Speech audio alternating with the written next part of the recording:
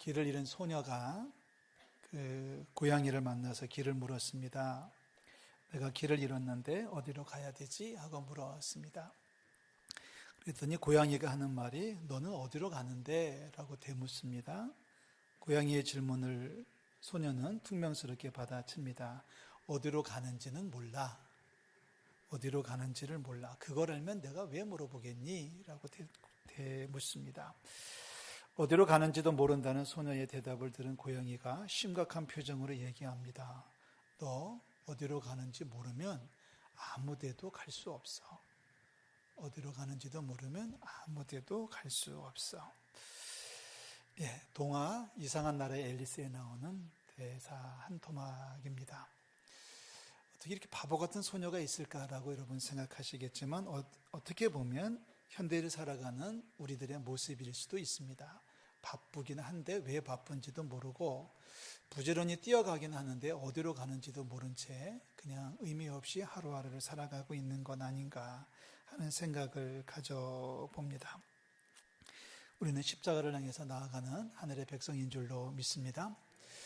율법사가 어느 날 예수님에게 찾아와서 물었습니다. 예수님께서 많은 사람들과 논쟁을 벌이고 있었는데 예수님께서 지혜롭게 하나하나 풀어가면서 답을 주셨습니다. 이 모습을 지켜보던 율법사가 질문을 던집니다. 율법사라는 직책은 율법에 대해서 전문가를 얘기하죠. 율법에 대해서는 누구한테 뒤지지 않는 사람을 율법사라고 얘기합니다. 율법이란 구약의 말씀을 이야기하는 거죠. 그러니까 구약 성경의 말씀에 대해서는 전문적인 사람이, 전문가가 거꾸로 율법에 대해서 묻습니다. 선생님, 율법 중에서 어느 계명이 크니이까? 선생님, 율법 중에서 어느 계명이 크니이까? 자, 율법 중에서 이게 크고 저게 크다라고 하기는 좀 문제가 있겠죠. 어느 게 크고 어느 건 작고 하는 말씀은 사실 존재하지 않을 겁니다. 그러니까 율법사 이렇게 질문한 것은 예수님을 시험하려고 물은 겁니다. 그런데 예수님께서는 율법사의 질문에 지체하지 않고 곧바로 답을 주셨습니다. 자, 우리 37절에서 첫 번째 답을 듣게 되는데요. 내 마음을 다하고 목숨을 다하고 뜻을 다하여 주 너의 하나님을 사랑하라 하셨다. 이것이 바로 크고 첫째 되는 계명이다.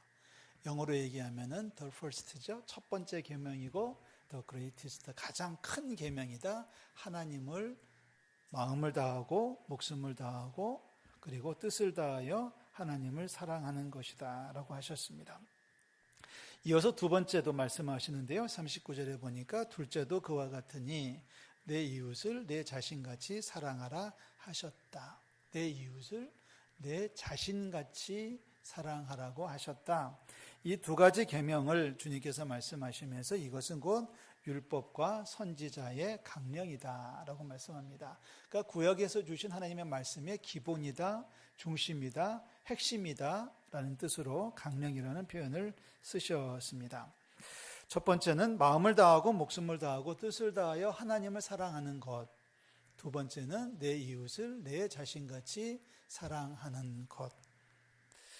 이 두 말씀 가운데서 공통적인 단어가 하나가 등장하죠. 뭔가요? 하나님도 어떻게 해야 돼요? 사랑해야 되고 내 이웃도 어떻게 사랑해요? 내 자신같이 사랑해야 된다. 사랑이라는 단어가 양쪽에 공통적으로 소개가 되어지고 있습니다. 마음, 목숨, 뜻을 다하여 하나님을 사랑해라. 하나님을 사랑하되 마음과 목숨과 뜻을 다하여 사랑해라. 마음은 우리 심장을 얘기하는 거고요. 그죠? 우리 심장을 얘기하는 거고, 목숨이란 단어는 우리의 영혼을 이야기하는 거고요.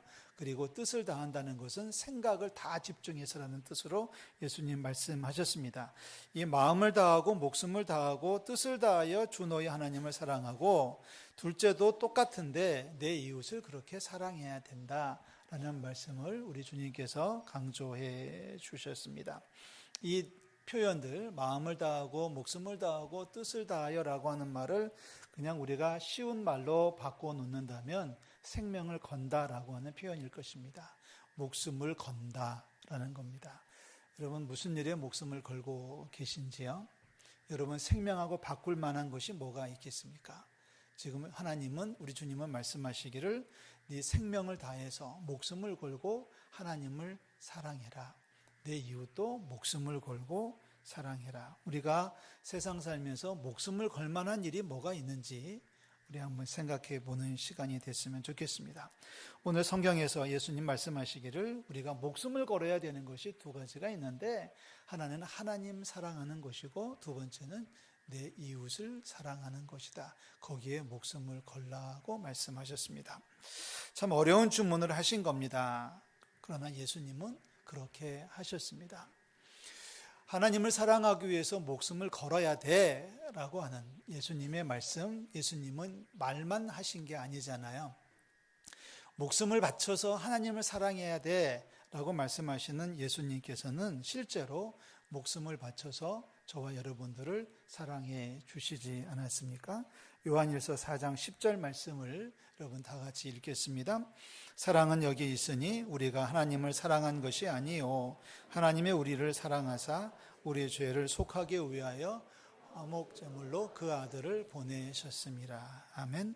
사랑은 여기 있는데 우리가 하나님을 먼저 사랑한 게 아니라는 거예요. 우리가 하나님을 사랑한 게 아니라 하나님이 우리를 사랑하셨어요. 하나님이 우리를 먼저 사랑하셨는데 얼마나 사랑하셨냐면 목숨을 걸고 사랑하셨다는 겁니다. 생명을 바쳐서 우리를 사랑하셨다라고 말씀하고 있습니다. 우리 너무나 유명한 말씀이 또 하나 있지요. 로마서 5장 8절은 좋은 말로 할 때 외워두시는 게 좋을 것 같습니다. 다 같이 읽겠습니다. 우리가 아직 죄인 되었을 때에 그리스도께서 우리를 위하여 죽으심으로 하나님께서 우리에 대한 자기의 사랑을 확증하셨느니라. 성경 말씀 가운데 내 머리가 모자라서 한 구절밖에 외울 수 없다라고 한다면 로마서 5장 8절을 외우셔야 됩니다. 우리가 아직 죄인이었을 때, 우리가 아직 사랑받을 자격이 없음에도 불구하고 그리스도께서 우리를 위해서 죽으셨다는 거예요. 이게 믿음의 내용이고 이것이 복음입니다.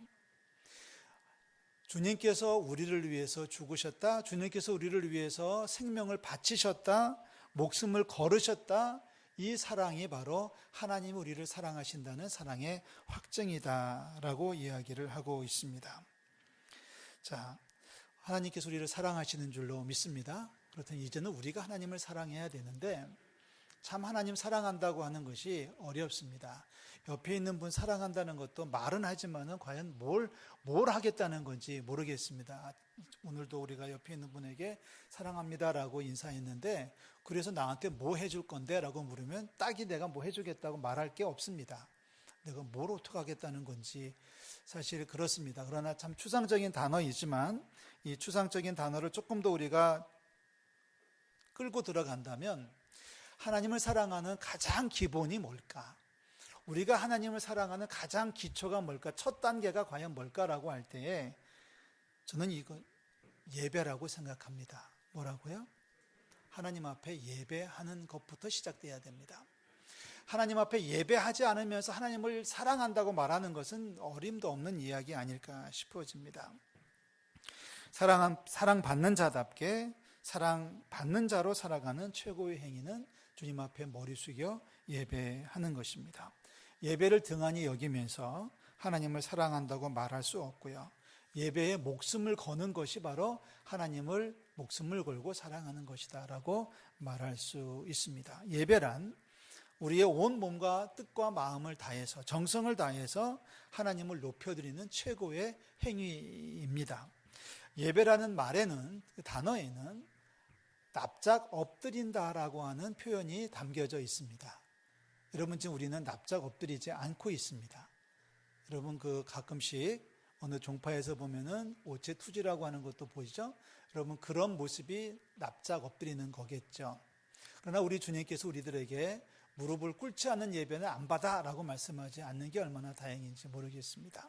그러나 우리는 그 마음으로 주님 앞에 예배하는 거죠. 옛날 임금님 행차요라고 말하면 길거리에 있던 모든 사람들이 다 엎드려서 임금님 행차를 존경했던 것처럼 우리는 하나님 앞에 엎드림으로 우리의 예배를 올려드릴 수가 있습니다.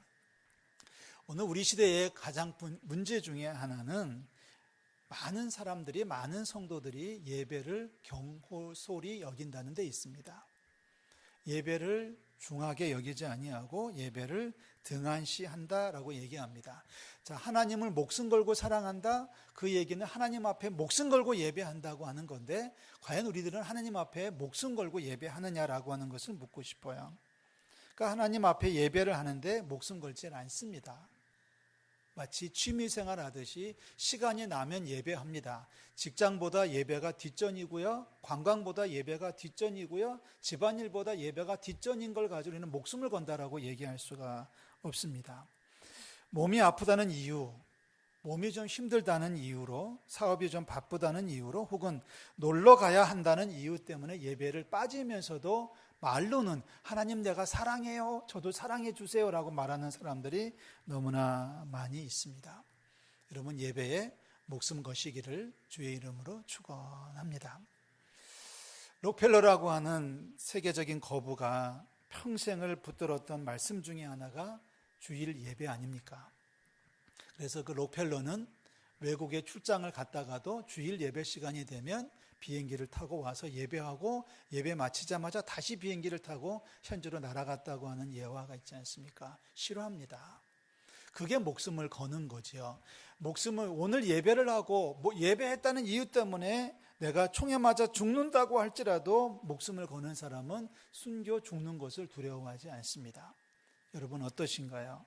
지난 1년 동안 살아오면서 어떤 이유로 예배를 빠지셨습니까? 그러면서 우리가 주님 앞에 목숨 걸고 사랑합니다라고 말할 수 있겠느냐라고 하는 질문을 던져봅니다. 또 하나, 예배에 참석하더라도 집중하지 않는 분들이 너무나 많이 있습니다. 예배에 참석을 했는데 집중하지 않아요. 지금 세상 최고의 하나님 앞에 내가 앉아 있는 겁니다. 믿습니까? 여러분, 지금 예배당에 앉아 있지만 실제로는 내 앞에 하나님이 좌정하고 계시다는 사실을 믿고 예배를 해야 되는 거예요.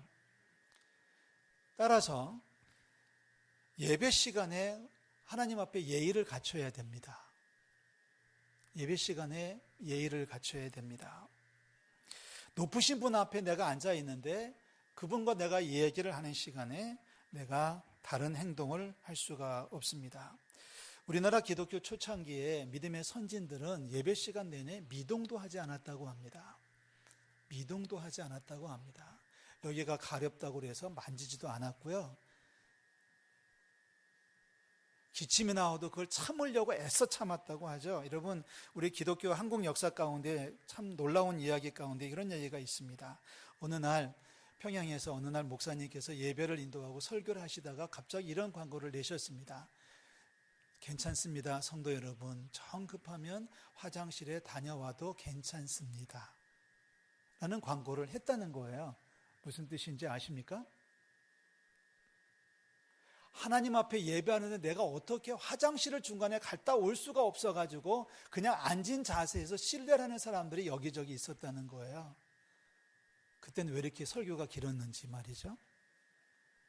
그래서 여기저기 신뢰해서 그 냄새가 나니까 할 수 없이 목사님이 광고를 하기를 그냥 다녀와도 됩니다라는 광고를 했답니다. 여러분, 이게 목숨 걸고 하는 예배입니다. 주일 예배에 여러분 목숨을 거시기를 주의 이름으로 부탁을 드립니다.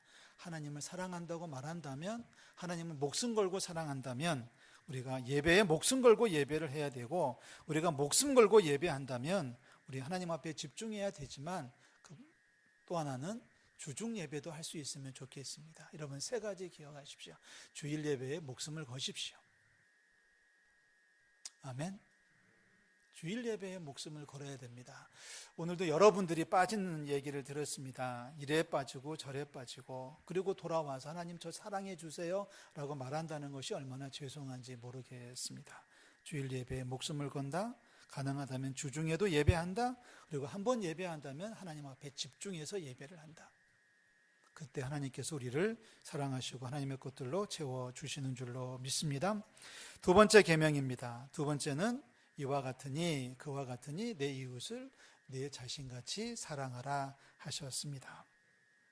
자, 목숨을 걸고 하나님을 사랑하면 이웃이 보이기 시작합니다. 내가 하나님을 정말 사랑하면 하나님이 사랑하는 사람이 보이기 시작합니다. 내가 왜 저 사람을 사랑해야 됩니까? 여러분 답을 할 수 있어요?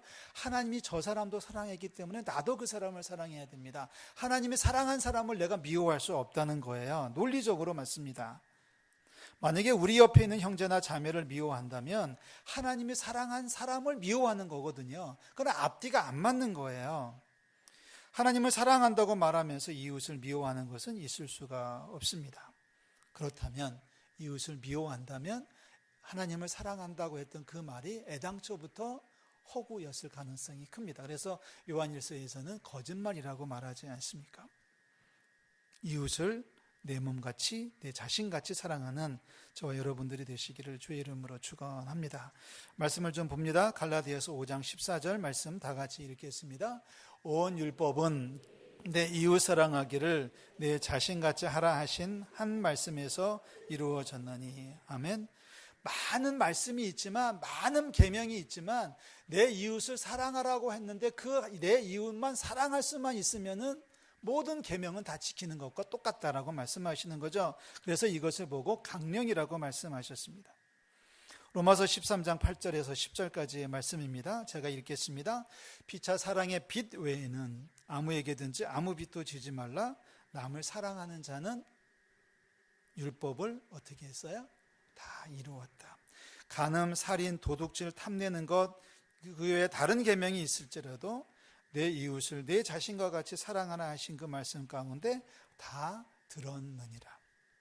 10절 말씀에 보면 사랑은 이웃에게 악을 행하지 아니하나니 그러므로 사랑은 율법의 뭐다? 완성이다. 그랬습니다. 어느 두 젊은이가 사랑에 빠졌습니다. 젊은 두 남녀가 깊은 사랑에 빠졌는데 알고 보니까 여자친구가 큰 병에 걸렸습니다. 의사의 판단으로는 길어야 1년을 넘기지 못할 거라고 했습니다. 사랑할 수 있는 시간이 너무 짧았습니다.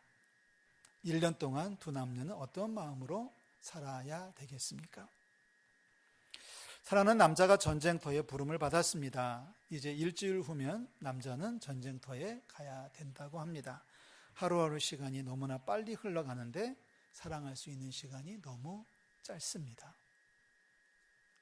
여러분 옆에 있는 분 사랑할 수 있는 시간이 많이 남아있다라고 생각하지 않았으면 좋겠습니다. 사랑하기에도 시간이 부족한데 그 아까운 시간에 왜 미워하고 왜 다투는지 모르겠습니다. 시인 김만옥 씨가 사랑하기도 바쁜데라고 하는 시를 발표했는데요. 그 내용 중에 일부분을 보면 이렇습니다. 사랑하기도 바쁜데 싸움은 왜 해? 시입니다. 사랑하기도 바쁜데 왜 싸워?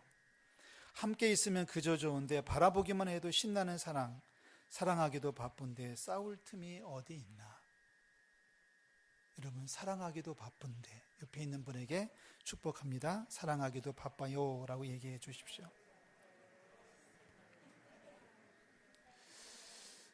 사랑하기도 바쁜데 사랑하는 것도 시간이 모자라는 판인데 왜 미워하고 왜 시기하고 왜 저주하고 투정하는지 모르겠다. 최근 들어서 세월이 참 빠르다는 것을 느낍니다. 1999년 시작할 때 2000년 21세기 어떻게 했던 것이 벌써 18해를 보냈습니다. 금년 초에 우리가 새로운 마음을 가지고 출발하자고 한 것이 엊그제 같은데 벌써 10월도 중반을 넘어섰습니다. 세월이 흘러가다 보니까 주변에 1명, 2명 떠나는 사람들이 늘어가고 있습니다.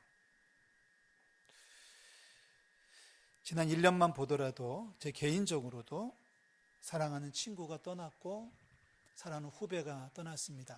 이 후배는 저하고 점심을 같이 먹고 집에 가다가 쓰러져서 그대로 갔습니다.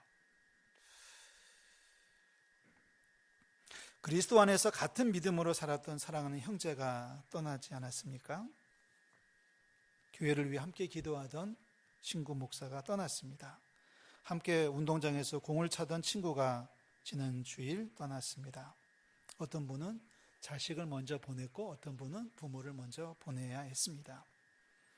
제 개인적으로는 지금 저는 상중입니다. 저희 작은 아버지가 하나님의 부르심을 받았습니다. 내일 장례를 치르는데요. 멀리 미국에 계시다는 이유 때문에 참석하지 못하고 그냥 기도만 하고 있을 뿐입니다. 제 개인적으로 든든한 후원자셨고 버팀목이셨던 분입니다.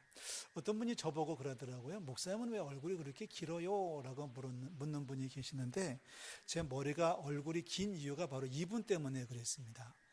이제 서울에 올라오면 이분이 저를 잡아가지고 구경시켜 준다고 끌어올리셔가지고 이게 길어진 겁니다. 근데 그분이 미국으로 이민을 가셨어요. 그래도 어느 날 들어오셨는데 이번에는 미국 구경시켜 준다고 더 높이 드는 바람에 제 얼굴이 감당이 안 돼가지고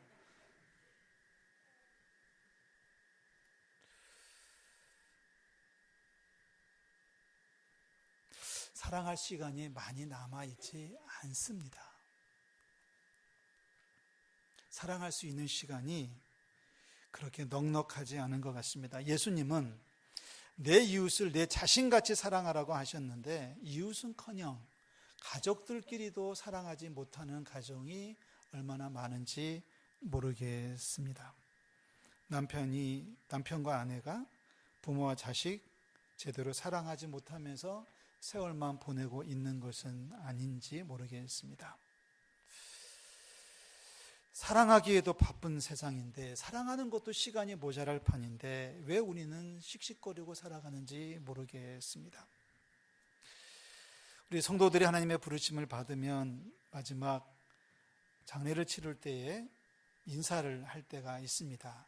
이제 입관이라고 그러죠. 마지막 이렇게 이제 인사를 할 시간이 있는데 그때 뭐라고 하는지 아십니까? 가족들이 아내가 남편에게, 자식이 부모에게 하는 이야기에 공통적인 인사가 있습니다. 뭔지 아십니까? 사랑해요, 고마워요 라는 인사를 하더라고요. 저도 저희 아버님 돌아가셨을 때 그 죽음 앞에서 아버님 감사해요 라는, 아버님 정말 멋진 분이에요, 그렇게 인사를 했던 기억이 있습니다. 그런데 그런 모습을 지켜보면서 이렇게 늘 마음속에 와닿는 아쉬움이 뭐냐면 저 소리 좀 미리미리 좀 해두지 왜 이제 와서 할까? 그렇지 않습니까? 싸늘하게 식어버린 그 시신 앞에서 흔들면서 엄마 사랑해요 라는 말을 할 거라면 미리미리 해두면 얼마나 좋을까 라는 생각을 해보는 겁니다. 기억하십시오. 사랑하기에도 시간이 모자랍니다. 그래서 오늘 예수님은 이웃을 내 자신같이 사랑하라고 말씀하시면서 목숨을 걸라고 얘기를 하셨습니다. 여러분, 무엇을 위해서 목숨을 걸고 계십니까?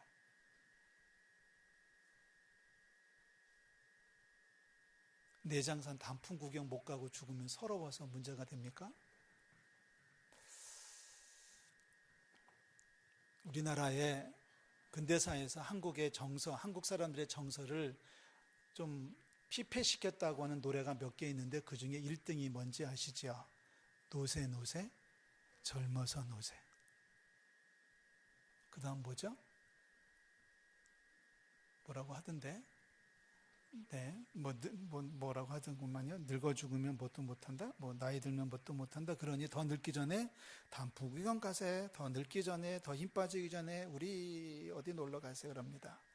여러분, 그런데 목숨을 거는 게 아니에요. 다시 말하지만 우리가 예배할 수 있는 시간이 앞으로 몇 번 더 주어질지 모르겠습니다. 그래서 우리는 예배에 목숨을 거는 거예요. 어쩌면 오늘 예배가 마지막이 될지도 모르겠습니다. 아주 오래전에 어느 교회에서 목회하고 있을 때에 예배를 마치고 돌아가던 분이 교회를 출발해서 10분 만에 심장마비로 돌아가셨어요. 남편이 운전하고 갔고 여자분이 옆에 집사님이 타고 가고 있었는데 신호대기를 하고 있었는데 빨간불에서 파란불을 바뀌었는데도 남편이 안 가더래요. 그래가지고 뭐해? 그랬는데 보니까는 쓰러졌더라는 거예요. 근데 그 소식을 듣고 달려갔더니 그 부인 집사님이 이런 얘기를 해서 우리가 다 같이 또 감동이 됐습니다. 어쩐지 저희 남편이 오늘은 예배 시간에 안 졸더라고요. 예배 시간에 매동 초신자, 집사도 아닌 초신자가 예배 시간에 맨날 졸기만 했는데 오늘은 안 졸더래요. 그래서 야, 세상에 별꼴이네 그러면서 예배를 했는데 남편은 알았던가요? 이것이 마지막 예배라는 것을? 그래서 목숨 걸고 예배했던가요? 부인이 얘기합니다. 목사님 너무너무 감사해요. 우리 남편이 이 땅을 떠나기 전에 마지막 한 일이 예배라고 하는 사실이 너무나도 감사해요. 여러분, 목숨 건다는 말을 신중하게 사용하십시오.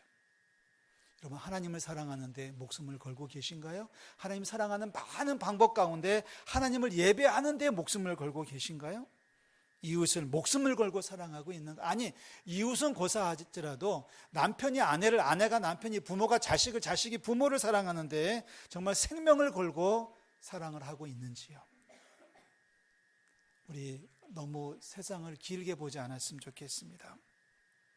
언젠가 우리 주님께서 우리를 부르시는 그날에 하나님 앞에 떳떳하게 올라갈 수 있도록 예배하는 일에, 하나님 사랑하는 일에, 이웃을 사랑하는 일에 아름다운 헌신이 있기를 주의 이름으로 축원합니다. 기도하겠습니다. 하나님 아버지, 은혜와 사랑을 감사를 드립니다.